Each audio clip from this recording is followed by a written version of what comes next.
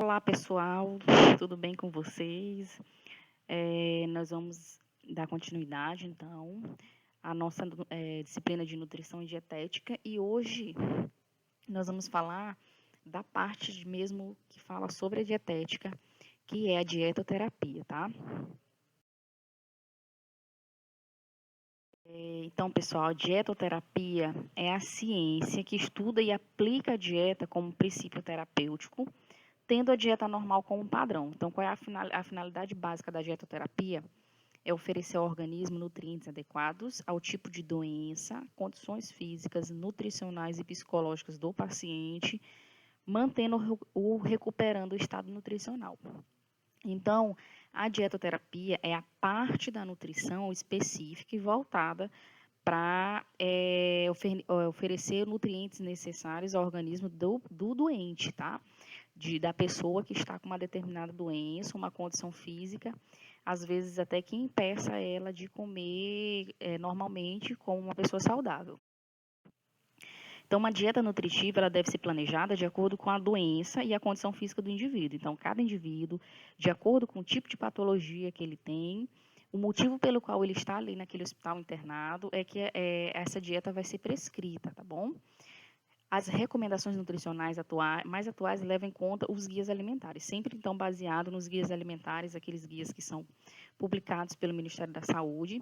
Então, eles vão ser o nosso norte, vai ser a base para que seja feita a prescrição da dieta do paciente. Então, quais são as características das dietas e a indicação? Então, as dietas terapêuticas, elas podem ser definidas como modificações quantitativas e qualitativas da dieta normal. Então, o ajuste de uma dieta ele pode se dar de acordo com as seguintes formas. Então, vamos lá, mudança na consistência dos alimentos. De acordo com a mudança na consistência, os alimentos, as dietas podem ser classificadas em dieta geral, branda, pastosa, leve, líquida, cremosa, pastosa, liquidificada e líquidos, tá? A gente vai falar um pouquinho delas mais na frente. De acordo com o aumento ou diminuição do valor energético, a dieta pode ser classificada em hipocalórica, quando o número de calorias aí tem que ser diminuído, ou hipercalórica, quando esse paciente, por exemplo, está desnutrido ou abaixo do peso, e aí ele precisa de uma dieta hipercalórica para fazer aí essa reposição ou esse ganho de peso. O aumento ou diminuição do tipo de alimento. Então, por exemplo, nós temos a dieta hipossódica, que é uma dieta com pouca quantidade de sal, de sódio, né? E a dieta laxativa ou com resíduos mínimos. A dieta também pode ser classificada de acordo com os ajustes na proporção e equilíbrio de proteínas, gorduras, carboidratos e ou nutrientes específicos. Aí nós temos, por exemplo, dieta para diabéticos. Né? Aqui nós vamos diminuir o que? A quantidade de glicose, carboidrato. Dieta hipoproteica, com a diminuição de proteína, de ingestão de proteína. Hipolipídica, uma dieta com diminuição da ingesta de gordura, de lipídios, tá? Então, a escolha dos alimentos que compõem cada dieta é uma competência do profissional nutricionista, tá, gente? Levando em consideração os hábitos e as necessidades do paciente. Então, ele é que vai avaliar o paciente à beira-leito, ele que vai, de acordo com a patologia daquele paciente, com a condição que ele se encontra, ele vai prescrever a dieta necessária para esse paciente. O profissional médico, ele também prescreve, tá bom? Na verdade, ele pode prescrever qualquer tipo de dieta e de diversas formas, cabendo ao profissional nutricionista interpretar. A gente sabe que nem todos os hospitais a gente pode contar com um profissional nutricionista, infelizmente, porque é muito necessário esse profissional dentro do ambiente hospitalar. E aí o que acontece? Quando a gente não tem um nutricionista, o médico prescreve essa dieta, tá? E aí cabe ao pessoal da cozinha, todo dia de manhã ir lá pegar as prescrições dos pacientes e fazer essas nutrições de acordo com a prescrição.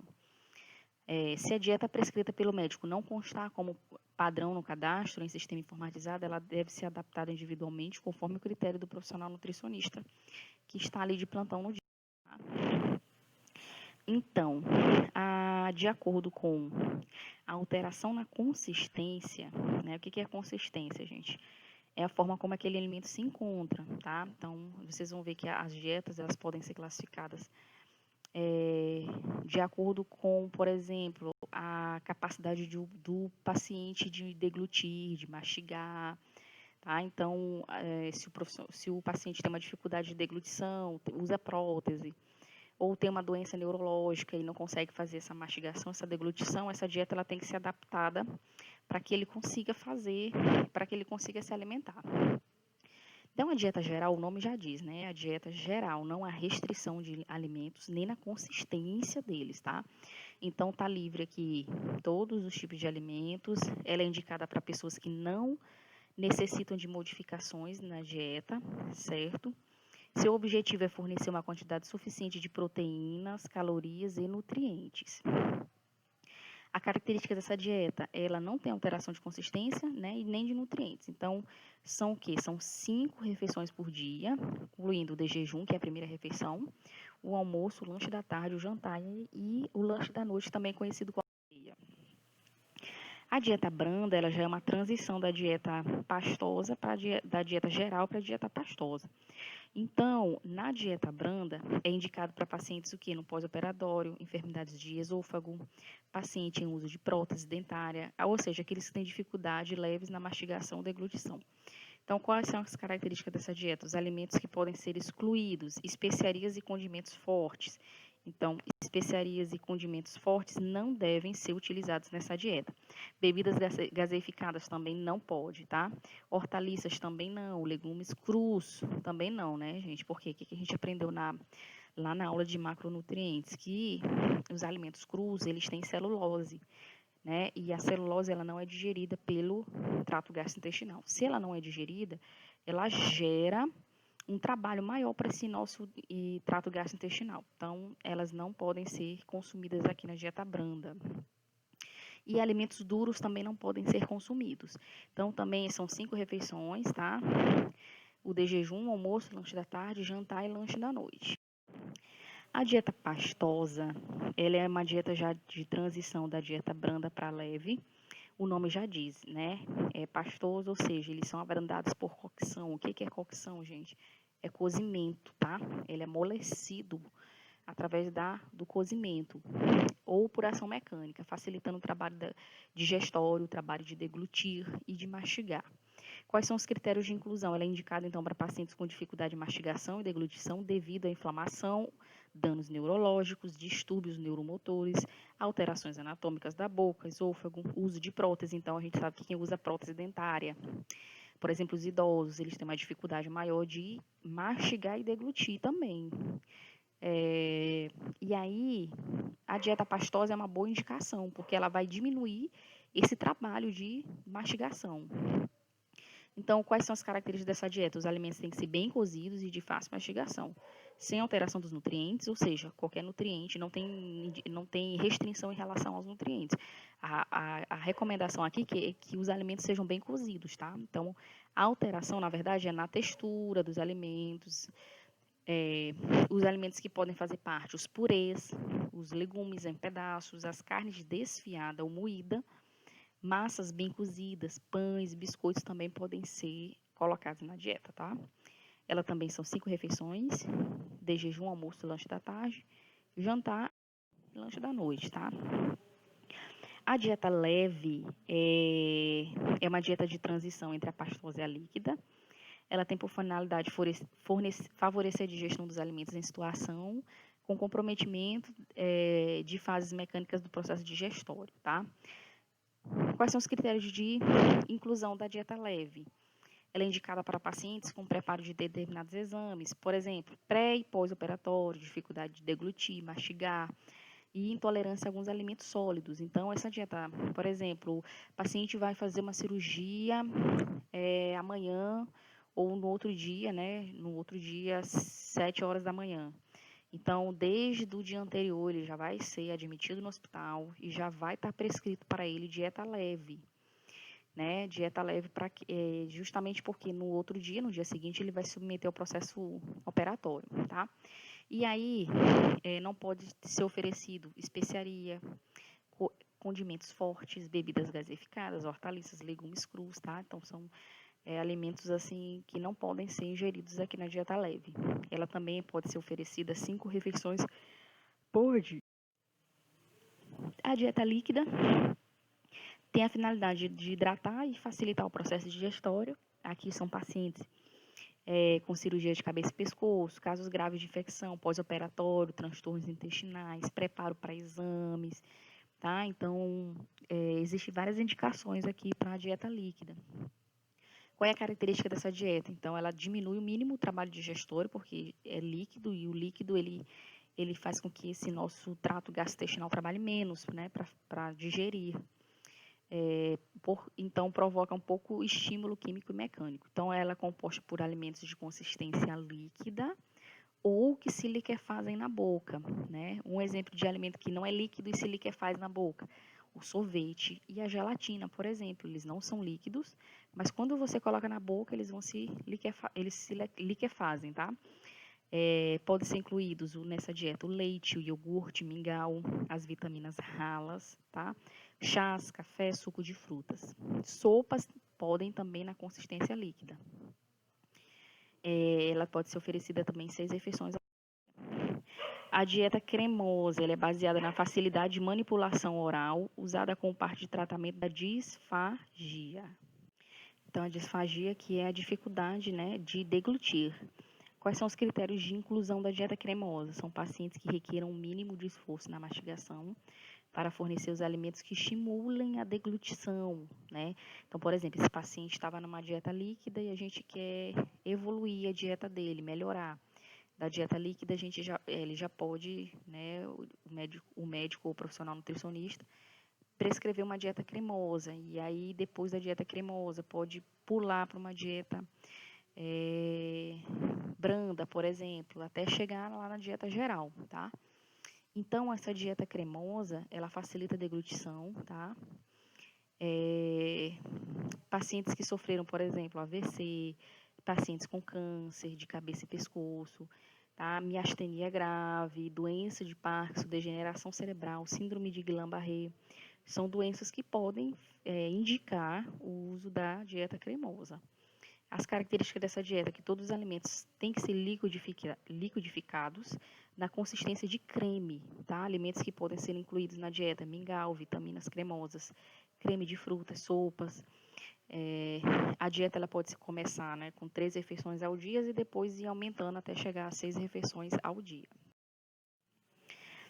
As dietas enterais, gente. Então, as dietas enterais são os alimentos para fins especiais com ingestão controlada de nutrientes, na forma isolada ou combinada, de composição química definida ou estimada, especialmente elaborada para o uso por sondas, tá, gente?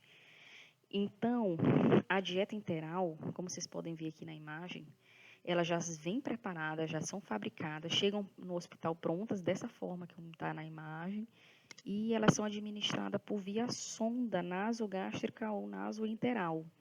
Então, a nutrição ela vai cair nesse equipo, tá? E o equipo vai estar ligado a essa sonda e vai direto para o estômago ou para o intestino, de acordo com o tipo de sonda que está instalada nesse paciente. Então, essas dietas, elas são compradas, né? Os profissionais nutricionistas, eles vão estar fazendo o armazenamento adequado, conferindo, né? O médico vai fazer a prescrição e aí a enfermagem faz o quê? A enfermagem vai instalar a nutrição e vai ficar de olho ali para ver se o paciente ele vai aceitar bem essa dieta, tá? Então, por isso que a gente tem que conhecer essa parte de nutrição e dominar também. Por quê? Porque apesar de ser prescrita pelo médico ou pelo profissional nutricionista, quem instala a dieta, quem faz o acompanhamento desse paciente, quem está na beira do leito, para perguntar, para acompanhar esse paciente, é o profissional de enfermagem, tá bom? Então, os critérios de inclusão para a dieta integral são pacientes com ingestão menor que 60% das suas necessidades nutricionais. Então, é aquele paciente que ele não está se alimentando, tá? O que ele está recebendo é menos que 60% do que ele precisa por dia para poder suprir as necessidades dele. Ou também pacientes que têm um comprometimento parcial do trato gastrointestinal. Então, nos pacientes que necessitam de suporte nutricional por curto período de tempo, menos que 6 semanas, tá, gente? Então, menos que 6 semanas, a sonda nasointeral é mais utilizada. devido ao baixo custo e faça aplicação. Já a gastrostomia ou a jejunostomia, que é aquela incisão que é feita direto no estômago ou no jejum, que é a primeira porção, jejum, primeira não, que é a segunda porção do intestino delgado, se o paciente for precisar de ficar, né, na dieta enteral por mais de 6 semanas, aí já é indicado a gastrostomia ou jejunostomia, que é essa incisão direto no estômago ou no jejum, que é o intestino delgado, para que esse paciente se alimente dessa forma. Por quê? Porque fica inviável ele ficar por mais de 6 semanas de sonda, com sonda, tá, gente? E aí, esse paciente tem que ser levado para o centro cirúrgico para poder fazer a colocação dessa sonda direto no estômago ou no intestino. Então, tá aqui. Aqui nós temos uma imagem, um exemplo. Essa nutrição enteral, ela pode ser colocada, instalada por meio gravitacional ou em bolos. O gravitacional é como se fosse um soro. Deixa eu mostrar aqui para vocês na imagem. Nós temos aqui essa mulher, né, que está colocando, está instalando, né? Então, vocês podem observar aqui, ó, essa forma aqui de nutrição é a gravitacional. Por quê? Porque através da gravidade, a dieta está caindo, né, e está entrando aqui na sonda que vai para esse estômago ou para o intestino. Já bolos é essa forma aqui, ó, onde se coloca o quê? Onde se coloca por meio de seringa, tá? A gente enche a seringa com essa nutrição e vai instalando ou jogando aos poucos a nutrição para esse paciente, tá bom? Então, a nutrição enteral, através de sonda, é indicada na impossibilidade da via oral ou quando a ingestão é inadequada para promover as necessidades nutricionais diárias recomendadas, contando com um trato digestório total ou parcialmente funcionante. Então, gente, o que é importante aqui? Saber se esse trato gastrointestinal desse paciente está funcionante. Se estiver funcionante, a gente pode ir colocar sonda e ele pode se alimentar através da sonda tranquilamente. O problema é quando esse trato gastrointestinal não está funcionante. E aí, nesse caso, a gente vai indicar um outro tipo de dieta que nós vamos falar um pouquinho mais adiante, tá? Ou também na vigência de deglutição comprometida. A sonda também pode ser indicada quando esse paciente não consegue deglutir. E ele não consegue deglutir por quê?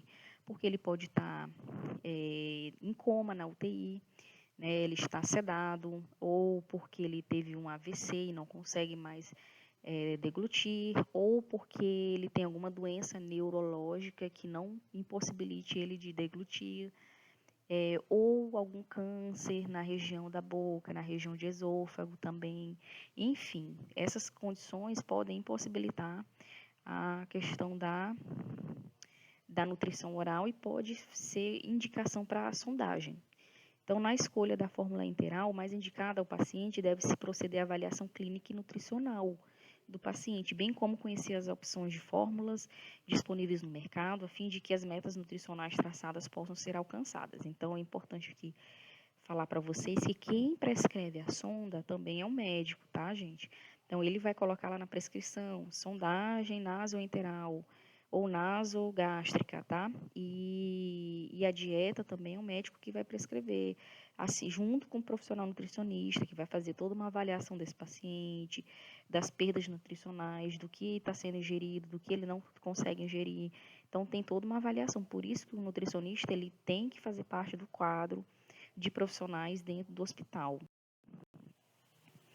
Então, as técnicas de administração dividem-se em intermitente. Quando é intermitente? Quando a fórmula ela é administrada em períodos fracionados, tá? Vou grifar aqui para vocês. Então, períodos fracionados. Então, o volume a ser infundido pode, por um período, deve ser planejado de acordo com as condições do caso. Normalmente, inicia-se com 50 ml a 150 ml por período, tá? Então, esse volume ele vai sendo aumentado gradativamente de acordo com o quê? Com a aceitação do paciente. Por quê? Porque essa dieta ela pode causar distensão abdominal, ela pode causar diarreias, ela pode causar náuseas, vômitos. Então, de acordo com o que o paciente vai aceitando, é que vai sendo aumentado o volume dessa dieta.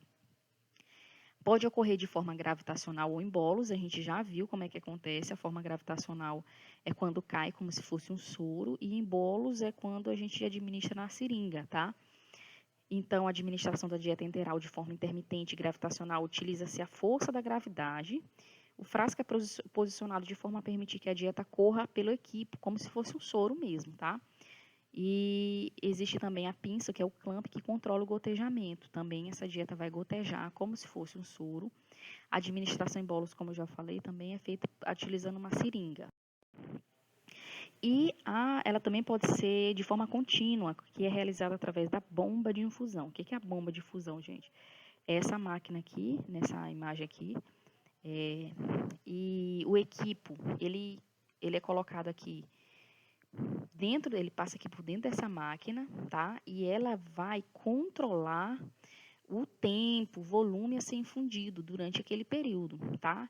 Então, essa máquina que a gente chama de bomba de infusão, ela vai fazer com que essa administração seja contínua, tá? Então, porque a bomba é capaz de manter a velocidade de infusão conforme o planejamento. Então, a gente coloca lá o tempo em que a gente quer para correr essa dieta, o volume que tem ali, e a bomba vai fazer esse controle, tá? Certo.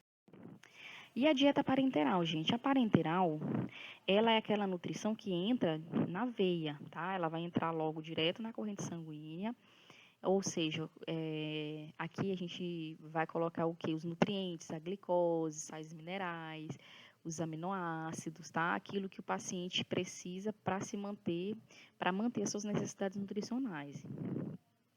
A dieta parenteral, ela é o último caso, ela é quando já não pode, é inviável mesmo a dieta enteral, o paciente não consegue deglutir, e é assim, em último caso, quando a gente precisa manter esses níveis, né, nutricionais adequados, é que se indica a dieta parenteral, justamente porque como ela entra direto na veia, esses nutrientes, existe um risco maior também nela, né, então é interessante sempre deixar ela como última opção, tá? A nutrição parenteral ela pode ser total, quando o paciente é nutrido exclusivamente por via parenteral, ou ela pode ser complementar, quando ela está associado junto com a dieta via digestiva. Pode ser ainda central, quando ela é administrada numa veia central, como é o caso da veia cava superior, ou ela pode ser periférica, quando ela é administrada em veias mais periféricas, tá? Mas sempre é recomendado fazer a nutrição parenteral em veias maiores, mais calibrosas, veias centrais, certo? Então, a via parenteral, gente, ela é uma via, assim, mais complexa, mas também é utilizada em casos de pacientes que não podem de forma alguma serem nutridos por via enteral, tá bom? E aqui aqui é colocado os nutrientes na sua forma mais simples, né? Por exemplo, não vai se administrar aqui um feijão, um arroz batido no liquidificador, não. A gente vai o que administrar, qual é o produto final do carboidrato? É a glicose, não é ela que entra na corrente sanguínea. Então, aqui vai entrar a glicose direto na corrente sanguínea, tá? Então, esse paciente ele não vai ser alimentado de forma alguma por via enteral, tá? Aqui nós temos uma imagem, ó. Essa daqui é uma nutrição parenteral, e aqui o paciente ele está recebendo, nesse primeiro aqui, ó, ele está recebendo numa veia central, certo? Ó, numa veia mais calibrosa. E aqui nós temos uma nutrição parenteral por via periférica, ó. Aqui entra numa veia periférica, uma veia do braço, da fossa cubital. E nós temos aqui também uma imagem, ó, da via da sonda, né, via enteral, que é pela sonda nasogástrica, vocês estão vendo aqui. Nós temos também aqui a gastrostomia, que é quando a sonda, ó, ela é colocada aqui direto no estômago, tá? Vocês estão vendo. E a jejunostomia, que é quando a sonda é colocada aqui direto no intestino, no jejum, tá? Que é a segunda porção do intestino. Então, gente, aqui nós temos todas as vias de nutrição, tanto as vias parenterais como as enterais, tá? Vocês fiquem depois, pausa aí e fica observando esse vídeo para vocês aprenderem essas